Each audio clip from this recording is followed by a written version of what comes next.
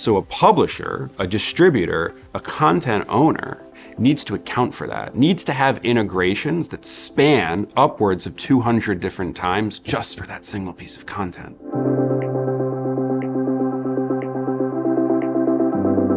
Let's take your buddy, Frank. Frank loves Duck Dynasty. He wants to watch Duck Dynasty on a Tuesday night. Where does he watch Duck Dynasty? He could watch it on his phone. That phone could be an iOS, it could be an Android. He could watch it on his LG TV, his Samsung TV, his TCL TV, his Roku TV. He could watch it on his computer. On his LG TV, he could watch it on A&E's app. He could watch it on Peacock, where Duck Dynasty might have content. He could watch it on the LG channels list, where maybe there's a Duck Dynasty channel. Each one of those is an endpoint. If you think about the amount of variations that could exist, by the way, each of those can be on your phone, each of those can be on your tablet or your computer. The numbers of permutations that exist there, that's where it goes to 200 or more.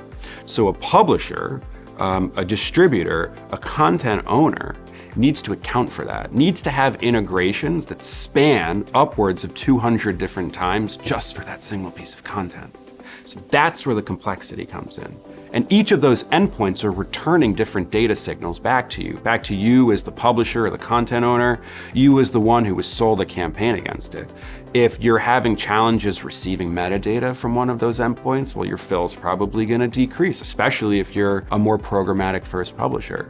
So you have to have teams of people within your product engineering and services organizations to solve that and support it. And then you have to have partnership teams in case there's an issue to go work with all of these different partners if you see a challenge, because you might not own that endpoint at the end of the day. In fact, you probably don't. So it's that ecosystem of interoperability that's required.